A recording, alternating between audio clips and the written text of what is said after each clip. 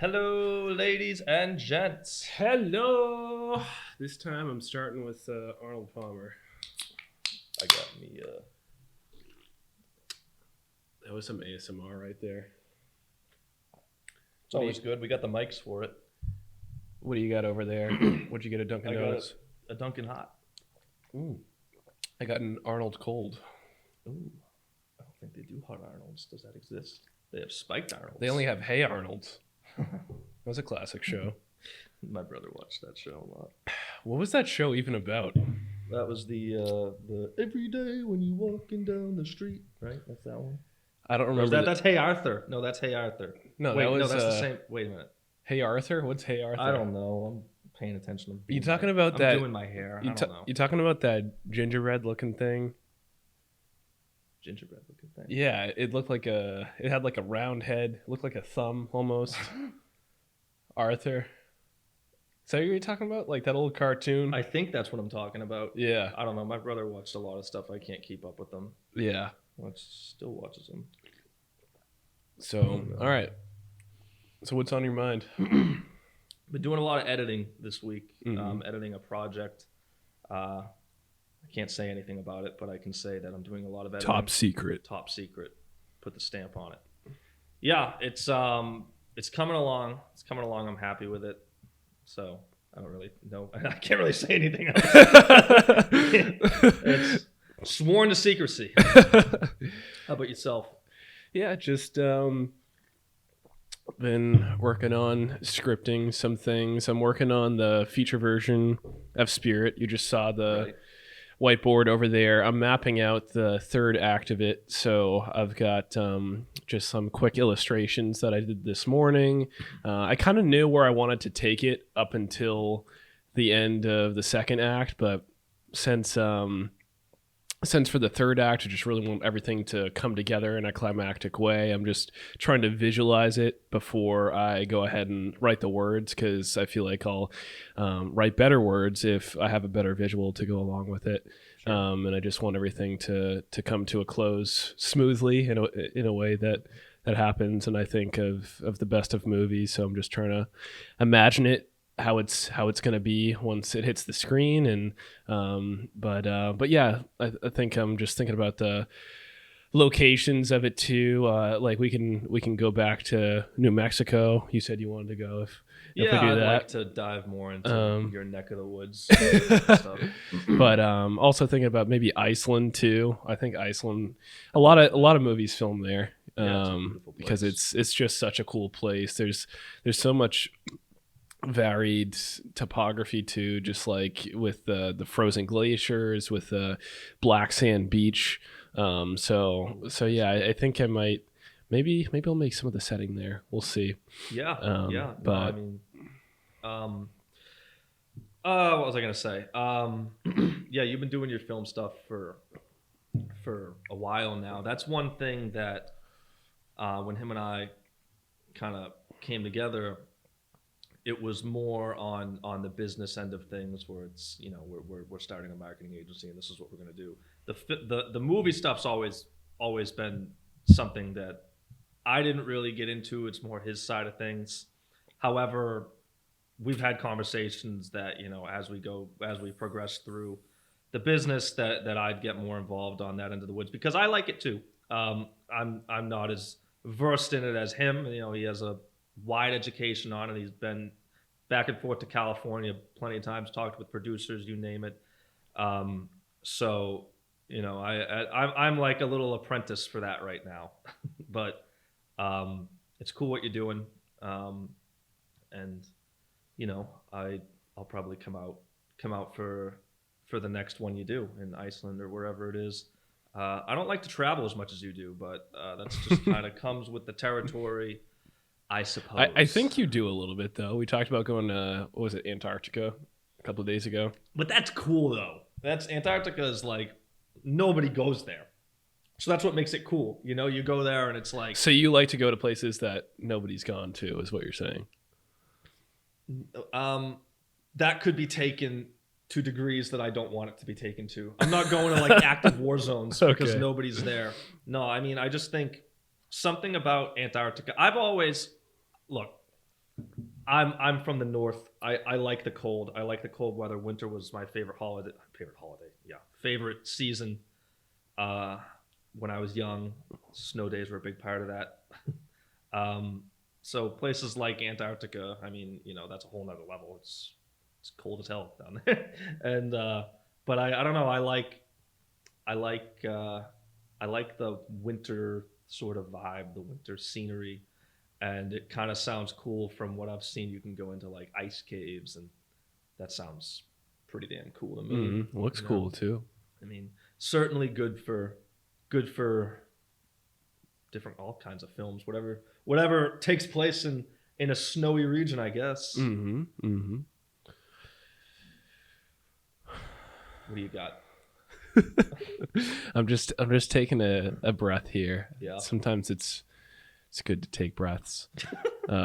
Yeah, I think maybe what I wanted to talk about too right now is how to keep a steady pace of life, doing what you want to do, having your dream, while also balancing the other parts of life too. And like, how do you make sure that you stay healthy when you have big dreams and you're ambitious? Are you talking about like physically healthy or I mean, I guess there's all different kinds of health. Yeah, anywhere you want to start. Well, I mean, everybody's different. We were just talking about lifting weights earlier, and I'm gonna go back and probably get a lift in around like 4 or 5 o'clock, because that's when I feel like I'm physically at my best. I feel like I can go the longest, and do more reps, do more sets at that hour of the day. I just feel like that's kind of my peak.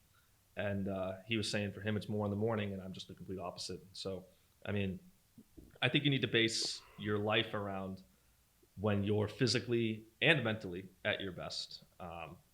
And so that can really be any time for anybody. I mean, my dad gets up at 1:30 in the morning. That's obviously that's for work, but his peak is going to be different than mine or yours. And so everybody's different. That's really what it comes down to.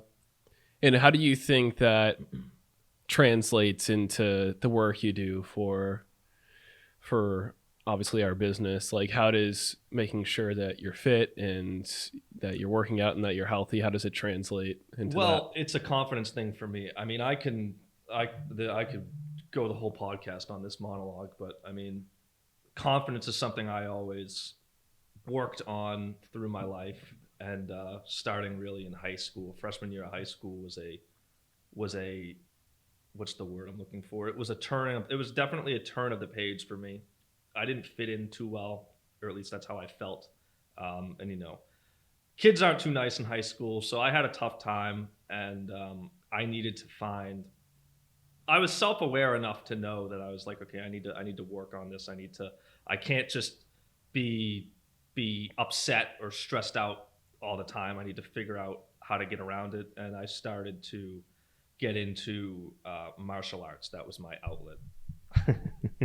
That was my outlet. I started to get into martial arts. I practiced Taekwondo, and I did that for the remainder of high school. And I did it because I'd feel great afterwards. That's what you need to figure out is when you leave somewhere and you feel good, don't let go of that. Keep doing it. It's good. Find time for it. It's good for you. It's pivotal. If you need to get up earlier, get up earlier. It is what it is. It's a chapter of your life. It won't be like that forever.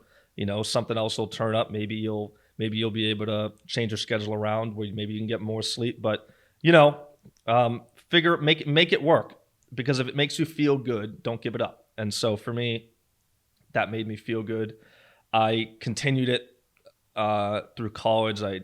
For a period of time, I actually went to an MMA gym, and that was actually really cool to do that. It was another level. With Taekwondo, you're wearing pads. MMA gyms, not so much. You're wearing shin pads and gloves, and that's about it. And so you learn a lot about it. And for me, it was never an ego thing. It was never anything other than just feeling confident about myself, because that was something that I really, really hammered at from, like I said, till I was about 14 till till now, till probably for the rest of my life. You should always be cognizant of your confidence. I think if you're not feeling confident, you need to address that, because that's only gonna stack up. It's not gonna it's gonna continue. Maybe you're not even conscious of it until one day you just have that day where it just all breaks down. And I think everybody can point to somewhere where they've had a day like that. And a lot of the time afterwards, you kind of sit there and you go, what happened? And then you think back and you're like, okay, I'm going through this, I'm going through that. Maybe I wasn't aware of it. Maybe I sheltered it. Maybe I stuck it in a hole and forgot about it. But it catches up to you. So yeah, to sum it up, that's something that worked for me. And lifting weights is another thing that works for me. And I find time for it because it makes me feel good. Totally. There's a quote that Alex Hermosi said. Have you heard of this guy, Alex Hermosi? Mm-mm. He's a big business guy on the internet, and he said that, I believe, I might be butchering it slightly, but it was something to the effect of confidence comes from having an undeniable stack of proof that you are who you say you are. What do you think about that? Some guy was just doing a burnout out there. It's an undeniable stack of proof that you are who you are. Is that what you said? You are who you say you are. What confidence is? Mm-hmm. That's cool. That's a cool way to put it. So expand on that a little bit if you can. So it's like confidence is a stack of proof that says you are who you say you are. Right. Yeah. I mean, obviously he said it, not me. But no, I understand. I think what he was trying to say with that is that there's really no other way to establish a lot of confidence about something unless you've already done something similar to it. Right. So like if I don't know, if you've shot a mid-range jump shot in basketball, you're going to feel more confident to shoot a three-pointer than if you've only shot layups for your entire life. Okay, I see what you're saying now. So you need to see it for yourself, essentially. You need to experience it in order to believe that you can do something else that is a little bit more difficult. But what about things that you haven't done that you believe you can do? When you say you're confident that you can do that. So it's like, for example, you and I are confident that we can build a very successful business. I feel like we're well on our way to do that, but we're not at the top of the mountain yet. Right. So how would you define that? I think we believe that we can get there, though, because we've already done things to show ourselves that we're closer than we were just a few months ago. Right. Yeah. No, that's true. And so I think it's like having the decision in your mind that you want to get to a specific location comes from obviously there's going to be off days every once in a while, but like, I think for me, it's like each day putting in the work so I know that to myself, like I am at least mentally on pace to hit this goal that I have. Totally. And maybe it's like, and I think it's like, it's good to have like a slightly delusional goal, because we've had plenty of those. If you can put that in your mind, like, okay, I really want this particular thing to happen, even though like a lot of things need to be put in place for it to happen, it's a lot more likely to happen, or it's a lot more likely that something really good is going to happen, even if it's not quite that. Like it's going to be something maybe like like pretty similar, or maybe even better than that. But it's like having that goal in your mind, I think, makes you like, I don't know. It's like, I feel like a lot of people, they make the argument of like, oh, if you have your goals too high, then you're never going to feel satisfied. But I don't feel that way at all. I also, to be honest with you, I don't think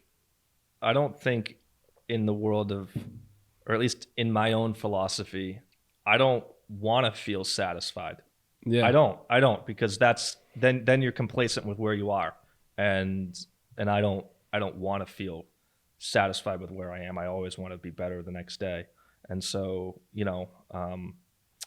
not to say, I mean, well, maybe I am saying that. I was going to say not to say that it's a bad thing. I mean, I guess it depends on the way you look at it. But I would say to not be satisfied until you've hit those illustrious goals that you're talking about that were so far-fetched that you'd laugh at them, but I wouldn't feel satisfied until you hit those at least. Right. Yeah. But I think where you win is that you realize like, oh, the game of getting there is what it's all about. Totally. Right? Like the pursuit of it, I think is just as valuable. I want to connect this to you ever listen to Huberman, Andrew Huberman? He's like the top health podcaster. That sounds very similar to the name you were talking about before.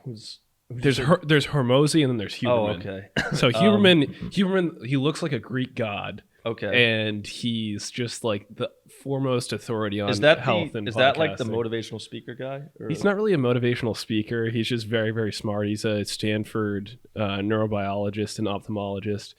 And he was talking about how like, you know, like you're in you know, obviously I'm not a scientist like him, but he was talking about how I think it was your dopamine receptors are activated once you just start thinking about the thing that you want. So like the example he gave was a sandwich. Like right now I'm hungry. I'm really hungry. And like he was saying, if you're hungry and you want a sandwich and you're beginning to like go to whatever store you get your sandwich from, then you're going to have increased feelings of happiness, increased feelings of increased dopamine receptors once you actually start to go toward that thing.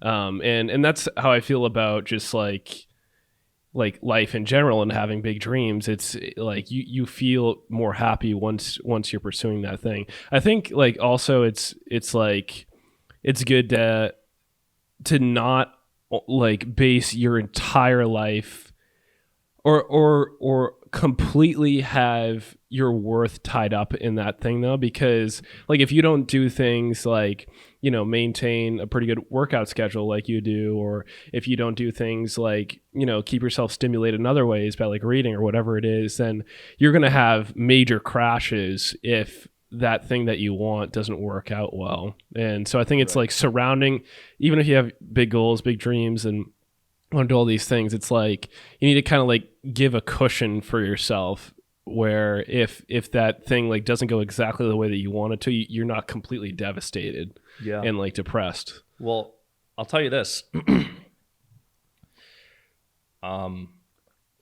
It's never a bad thing when reaching your goals to have help or to ask for help. I mean, I wasn't going to use this analogy, but like obviously working together, we're helping each other and we want the same goal and we're reaching that goal. So in a sense, you know, we're helping each other, but also in those confidence building avenues. So like I said before, for me, it was, you know, working out and combat sports and lifting and things like that. The combat aspect of it was something I enjoyed and I wanted to do and I wanted to continue to do. I did not like lifting weights. I didn't like it. It was I didn't really feel like I had the endurance for it. But I was fortunate enough to be near someone who just happened to be a personal trainer, and you know, I think he kind of took it as a challenge to build me up, and obviously I owe him the world for that. But I called him and I basically told him, I was like, look, I know you're a personal trainer and I'm looking to work out, and I don't really have the confidence to just continue on a schedule. It's like I put too much thought into like thinking about, oh, what do I do today? What do I do tomorrow? And then it frustrates me, and then I like don't want to do it. And he was just like, come over. And from there on out, I've been going over there and working out. And it's my point to that is, you know, I asked for help, and it built me up quite a bit. And I think there's a lot of people out there that don't want to do that. And you know, maybe you don't have someone like that in your inner circle. I mean, look for it. You know, like make the effort to find that help if you don't think, or maybe you don't trust yourself enough at this moment in time to hold yourself to a schedule like that. Find somebody that will, and it could be anybody. It could be a parent, it could be a friend, Maybe it's, maybe you help bring them up in the process and you don't even know it. It's, a lot of time there's people that when they help someone else, it helps lift them up and it helps keep them disciplined. And so you may not think you know somebody like that, but there may very well be somebody out there who could benefit from helping you. And that's the great parallel that some people have. And so ask for help. I totally agree with that. I think that's one of the reasons that we decided to go into business together is Not a lot of people make it on their own. that like I was working on this for a couple of years and I was trying to get freelance jobs, but I think it's like there was just like a lot I wanted to do, and like if there's like a lot you want to do, sometimes your effort can get just like dispersed into those things and you don't get to spend enough time doing the things that you really want to do, or you don't get to see the things flourish that you really want to because you just aren't thinking about that thing enough. And I think like what we found was a good little balance where like we were both able to come together for this business to really found something where we can like constantly bounce ideas off of each other, and I think it just helps too, like for the people that we meet to know like, okay, you're getting like a team behind this, but also a small enough team that works well together that's going to provide a great product. But it's like I think they feel more comfortable that it's like, okay, a couple of guys like put in their best efforts into this. 100%. Yeah. And I mean, I think that's what it's all about is, all the things you learn growing up. Work together, help each other, reach your goals. I mean, it's all cliche, but at the end of the day, it's you just got to find that right person to pair up with and help each other out, and common interests or interests that lift each other up, and you'd be amazed at what you can do. Amen. Well, what's on the agenda for this week? What do you want to talk about? For this week, let's see. I mean, we're going to finish up that job that you're working on. Mm-hmm. We've got an offer we're working on too. We won't go into too much detail about that, really but maybe we can talk in general about just like how we think about how we want to structure deals. Like, okay, we don't have to go into that's a good idea. any specific numbers, but like I think that's something that we talk about a lot. And I think people want to know about. It's like, absolutely, how do you decide how much to charge for it? For like selling your video services or your content services. Why don't you talk a little bit about that? Sure. I love how you pass the ball over. Yeah, I mean,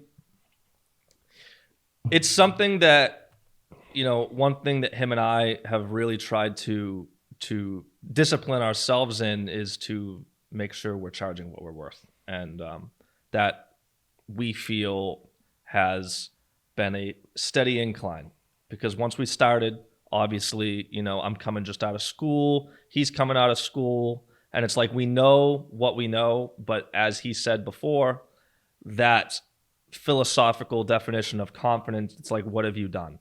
And we didn't have the experience together yet, so it's hard to charge for your first client, which ultimately him and I worked for nothing for the first month for our first client. So that's an example of just kind of just breaking through. Sometimes you just have to break through, and it's like, we know what we will be worth. We need to prove it. This person's giving us a chance to prove it. Maybe it isn't favorable. At that point, it doesn't matter, and you just have to do what really sucks at that point, and just hope for a long-term payout. And ultimately, that did work out for us because we proved ourselves. But as you progress, so maybe you've had a couple of clients at this point. Maybe you've had many clients. At that point, you kind of understand how it goes. But maybe for that person who knows what they're worth, maybe they've had a couple of clients. It depends obviously on what your niche is. Right now we're focusing on content. If we localize more and we throw websites in there and stuff like that, that's obviously going to raise it. You really need to come down to a good tier system-based plan, which is what him and I do. We have a tier 1, 2, 3, depending on business to business, depending on marketing agencies, depending on what it is. If we're working with another business directly and there's nothing else attached, we're going to charge probably a higher number than if it's an agency that has a lot of clients that they want us to do work for. You'll find a lot of the time that those agencies, they want to white label you, which is fine. That's a lot of times standard in business. They want to white label you. That's a value that you give to them. It's like, okay, I'm giving you this service that I offer, whatever it may be, and I'm now raising your services from the perspective of the client. Because if the client doesn't know you're the one doing the work, because that's what white labeling is, it's, so you're doing work for somebody else that they're going to say is their own work, essentially.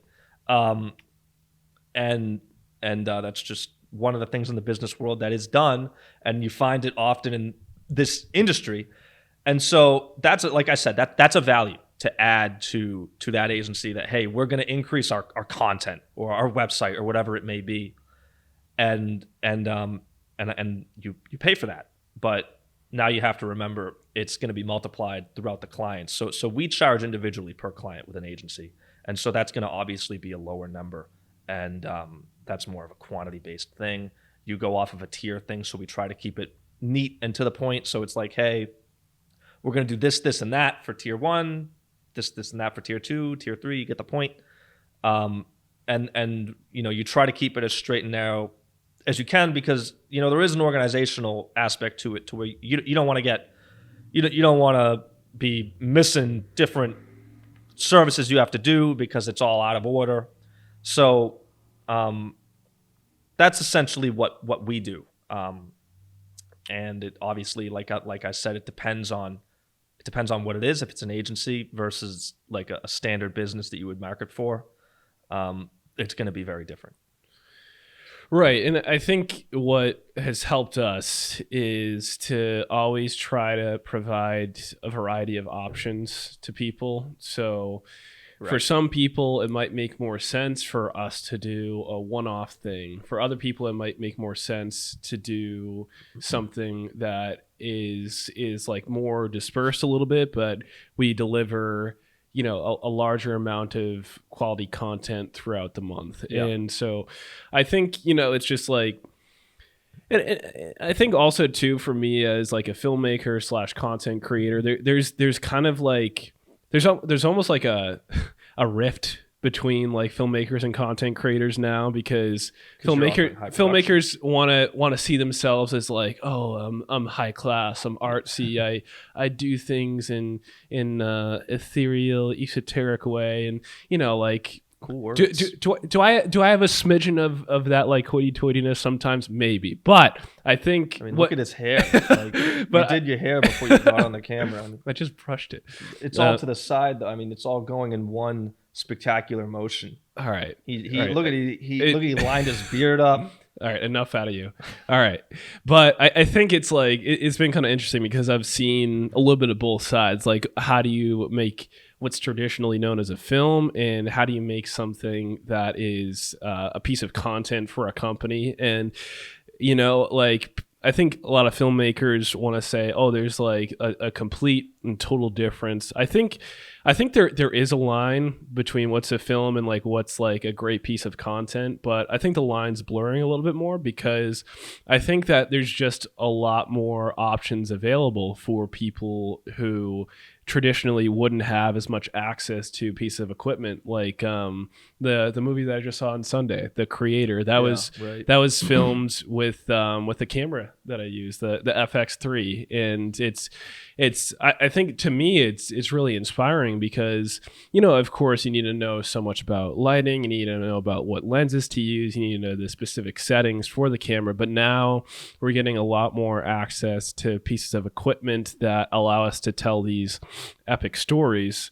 But yeah, it's like, and I think what I'm noticing more too is that like it does matter so much about the script, like even down to like pieces of content. Like a piece of content is going to have a much higher likelihood of reaching more people if it's written well and it connects to people right away from the get-go, and it solves a problem throughout the video, and it's able to show how a certain product or a certain service can improve the person's life who's watching it.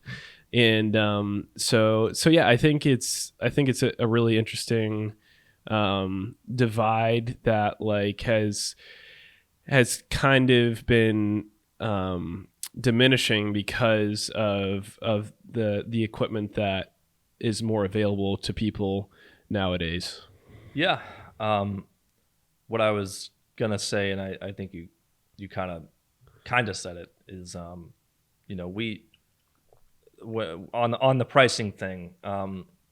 One thing that you and I have had to balance as a company that provides content is we also do high production, and that's gonna obviously sway the number that we give to companies, and so sometimes we have to figure out how we're gonna factor that in. So it's like, if we're gonna offer, say, one short form post a day on however many platforms, but then we do 1 or 2 high production ads a month with 3, 4, 5 hooks. What does that look like? You want to kind of sure, yeah. I think I do want to make that distinction sometimes too, of like, what is that difference between like the rest of the content that we make, that we provide throughout the month, because like it's not always just the equipment, but I think it's more of like how much emphasis are you putting into telling like a specific narrative that has like maybe we'll like create some like fun characters, kind of like, I don't know if you've seen like the True Classic ads, but so like they create a couple of good characters. There's like a lot of forethought that goes into like, okay, how is this going to be created? And I think that's where we make the difference is, like with whatever we do, we want to make sure that it's infused with a lot of quality into it. But I think it goes from being something that is kind of like, like specifically about a product to, okay, like how do we build the story around this, and how to like we make sure that things like the lighting are just absolutely perfect. How do we make sure that it represents a brand's quality really well? I think that's important too.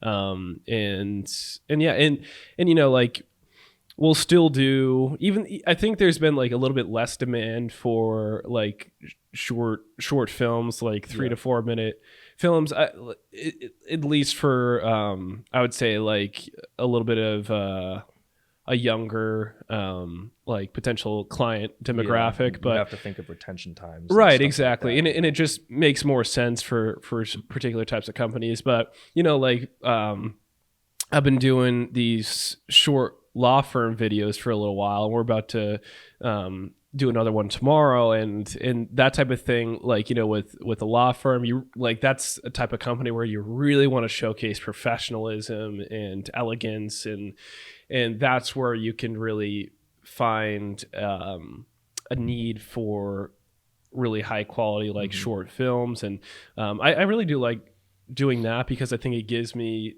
nice little reps into making sure that the environment is not as run and gun, and has a little bit more particularity to it, because like I want to stay fresh for the next films that I end up directing. But yeah, I'm looking forward to that. And then we have another one in a couple of weeks that we're going to do for the same client.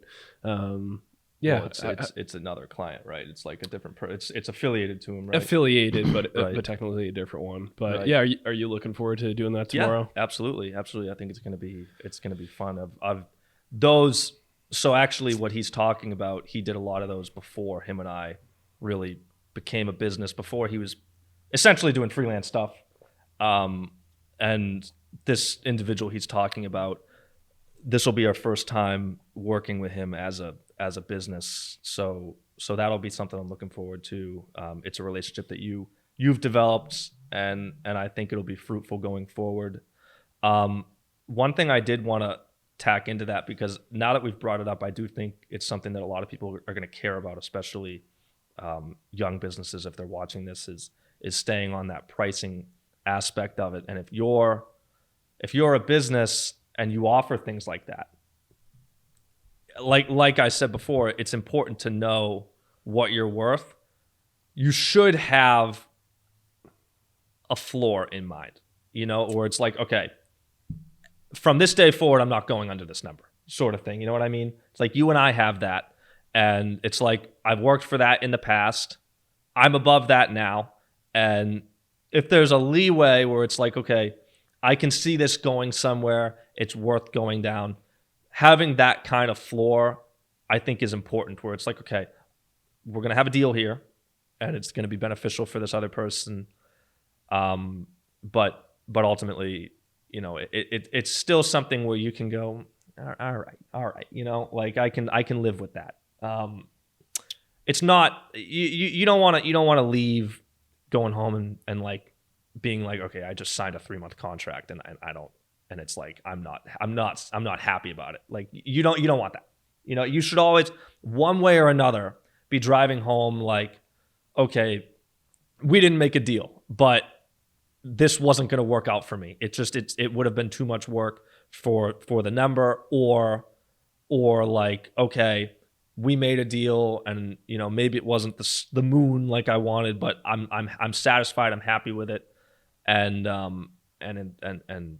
yeah, I burnt out, but you get the point. Right. Yeah. I think that is super essential to scale the business. Right. Is and you're always having gonna be going up. Is having that floor where you can even kind of use it as like a thing to like barter with your client. It's like, oh man, like I've got this floor, like even if they want something, want something that's like really, really small, you can say like, I can't go under that because it just it doesn't make sense for my time to go under that. Right. And never be afraid to be honest, and it's like, the product you have and you say, like he just said, you're like, look, this is my floor. This is, I offer this and that. And, maybe do a little bit of homework and say like, look, this work is typically worth X, Y, and Z. If you got it from somewhere else, you're already getting a deal here. And maybe take that avenue, Right. So. Yeah, and I think that's going to inform all of our deals moving forward, is just like, eventually that floor is going to have to increase and increase and increase as we do more business and as we gain more connections with those. So, and you'll find it isn't always just dollars, right? So I like the way you said that. What do you mean? What do you mean by that? It isn't always. It is just dollars. Wait a minute. Pause. That's where I was going with that. Throwing me off. Where I was going with that is, there's shares, there's percentages, and things of that nature. Where if a deal doesn't always get made like that, but say you as your whatever, I'm assuming anybody watching this is some way, shape, or form in marketing. Perhaps. I'm going to say it's somewhat of a safe bet. Obviously in marketing, you want to lift the client. And if the client has a great brand and they have a great idea, say they're a startup and they have a great brand idea, and you're looking at that and you're going, this would be something I could take. And all I'd need to do is say I make 1 or 2 high production ads. You put it into the paid ads. You put it in the meta, and you just know it's going to do great because they've already done all the work essentially for you. Where it's like they've made this product and it's great, and it makes your life easy. That's worth something to you. Where it's like, okay, I really want to make this work because in marketing, there's no two ways about it. When you lift somebody else up, it makes you look good as well. And that's of value to you. So if you're in a situation where maybe it isn't the number you want and you're trying to make your floor work, you can dance around it with something like a percentage or something like a share. Especially with something like a share, it's going to go up when the business does well. That's pretty much what a share is. It's going to go up when the business does well. So if you're confident in your ability, you should get it back tenfold in the long term. Always look at the long term. The short term's great, and there's nothing wrong with getting some money in the short term to hold you over, but the grand slams are in the long term, right? Totally.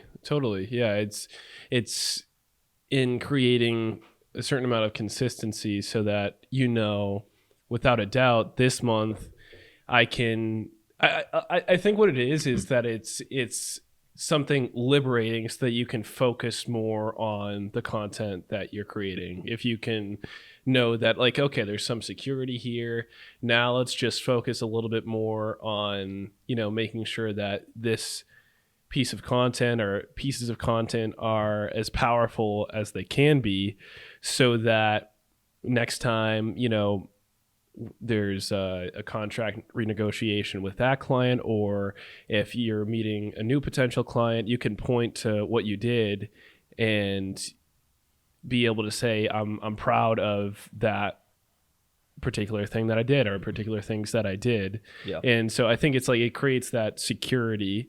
So I think that's what it is for me. It's like I want to come to an agreement about a number that makes me really motivated to do the best job I can. Right. And if you do a number that is like doesn't get you super excited, then you're just like, even subconsciously, you're just not going to put in as good of a job as you are capable of. And that's why you need to know where your floor is. Right. Because if you go under that floor and that sort of mindset sets in, it's not going to help you. It's not going to help your client. At the end of the day, it's not doing any good for you, right? And so, I had a thought in my head. Okay, I got it back. Good. When I was in college, I had a sales class, and this guy, he definitely is in the top list of professors where I left there, and I really felt like I learned something from him.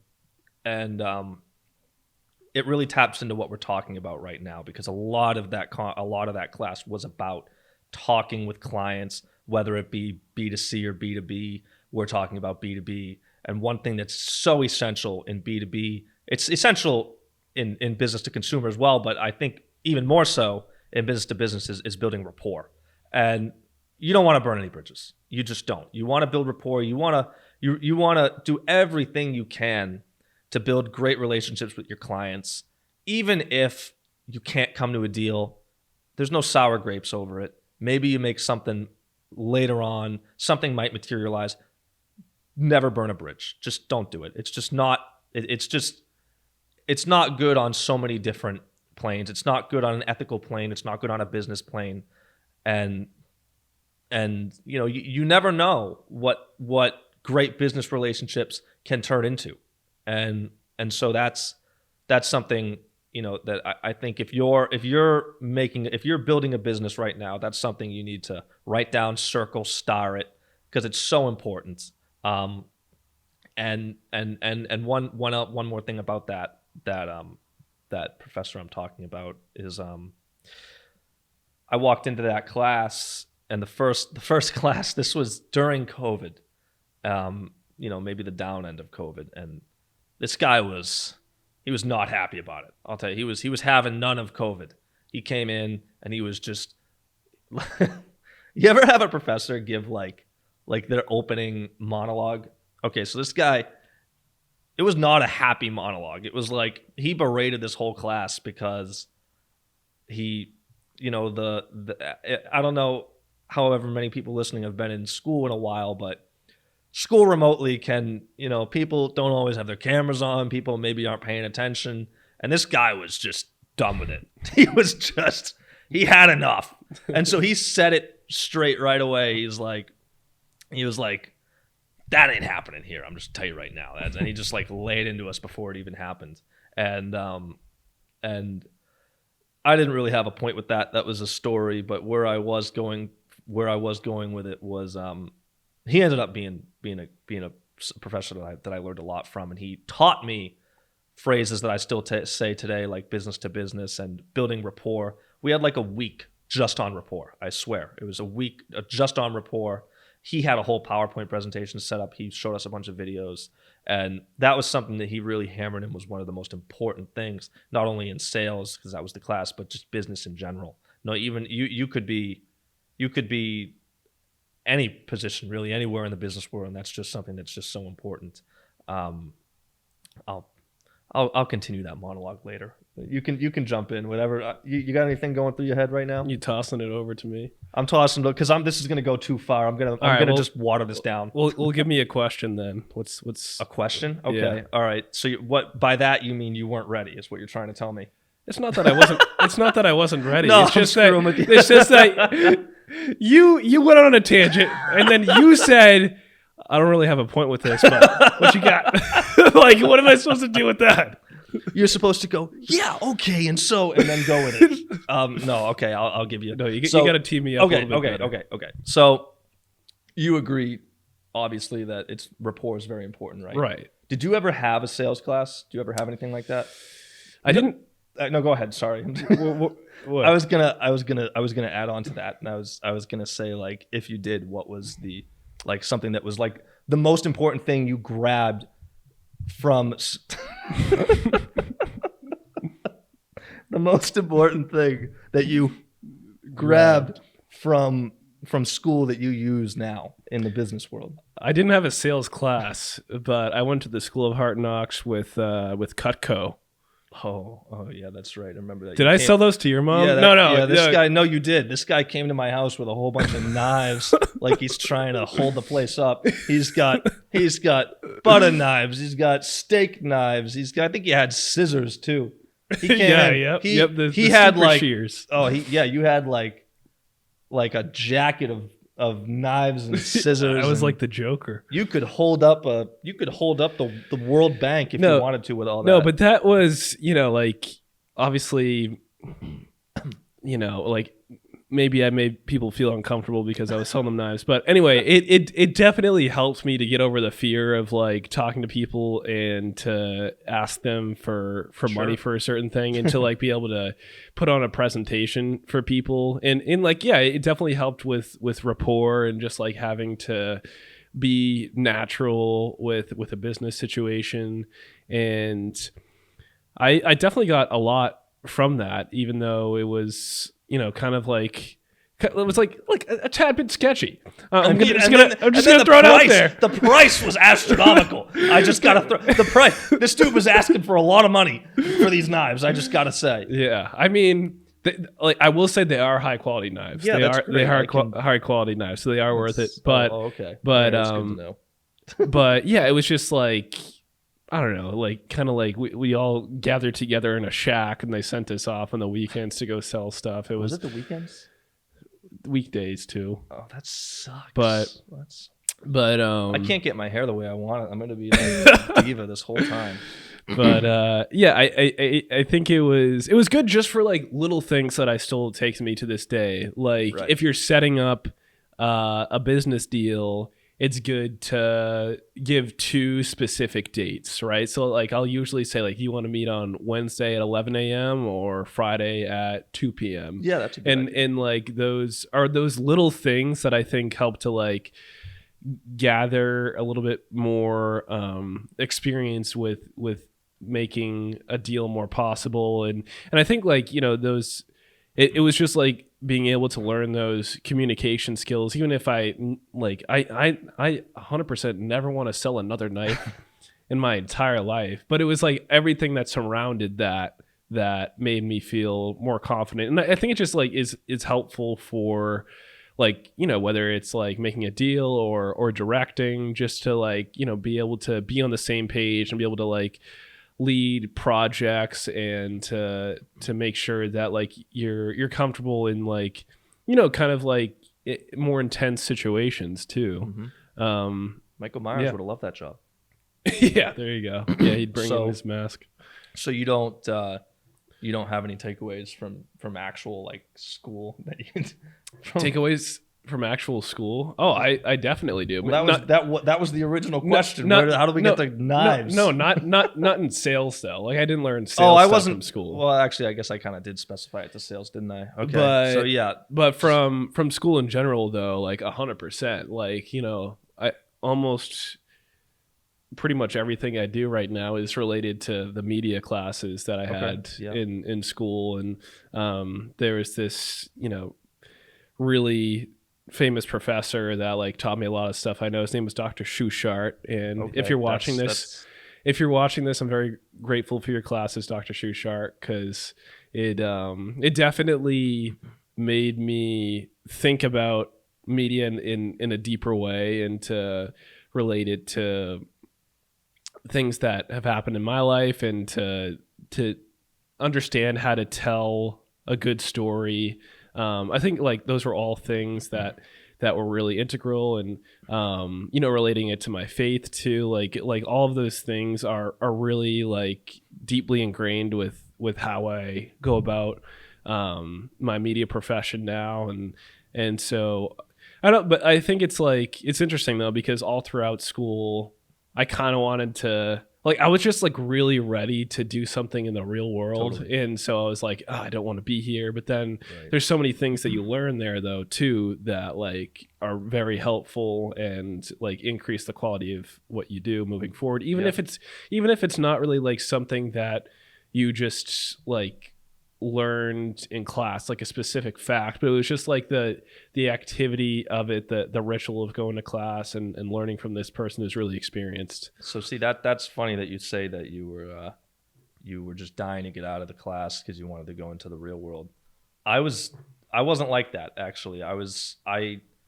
But again, this kind of goes into what I was saying before is sort of confidence thing. I was very comfortable, one might even say satisfied, with Hopefully not too satisfied. No. Let me continue.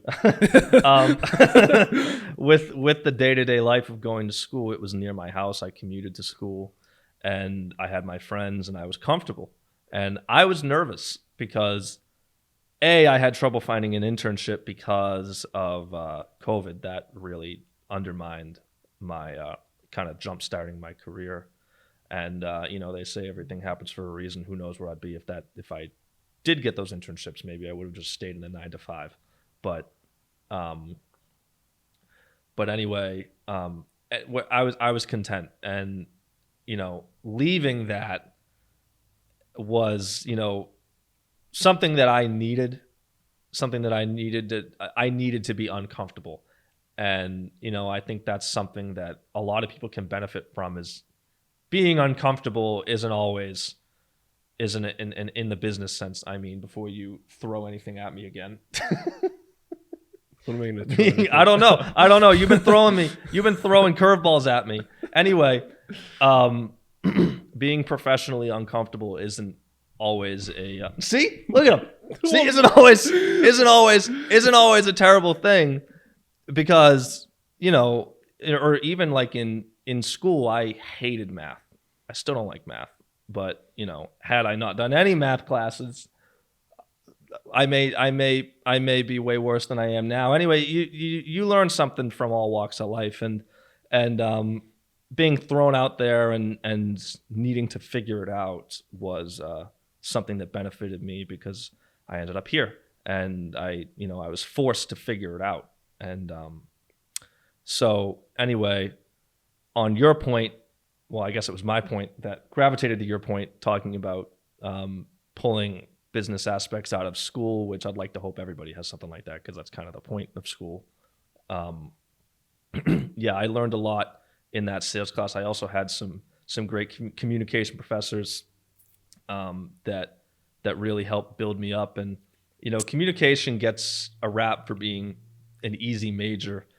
I had some tough graders in my communication classes, and not because, you know, I thought they were great guys, they were great people, and I didn't dislike any of my professors, but I think they were trying to change the narrative a little bit, or they wanted to make it more challenging, and I appreciate that, because it built me up. And you know, some specific courses that I think built me up was public speaking. That's something that I was always nervous to do. Ironically, here I am on a camera, but public speaking was always something that I wasn't really confident in, and I was thrown into that. And it was again, tough grader. I'll name drop him because I don't think he'll mind. But Professor James Turner was my communication professor in public communication. He's a great dude. He was one of my favorite professors in the world. Great guy, nice guy. A lot of the time with these professors that are super nice is a lot of the time they're easy graders, and they have a rap for being kind of like a student's teacher. They just want to get you by. He was a great dude, tough grader, and I love that about him because people didn't just.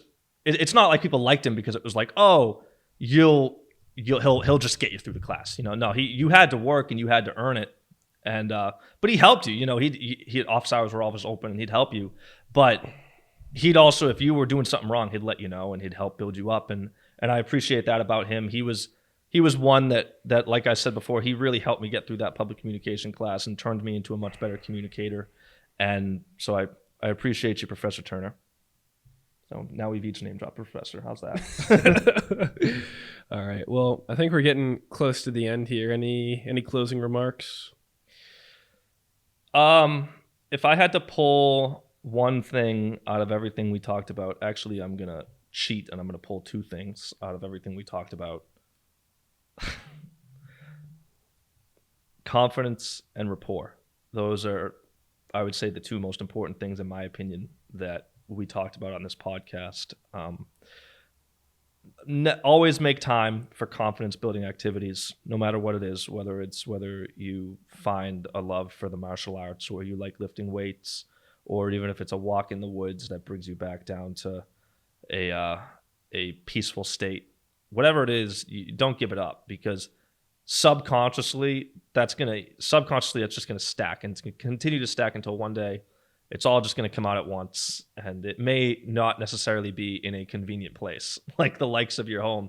You might be driving, you might be in traffic, and just lose it. But anyway, also, like I said, building rapport, that's as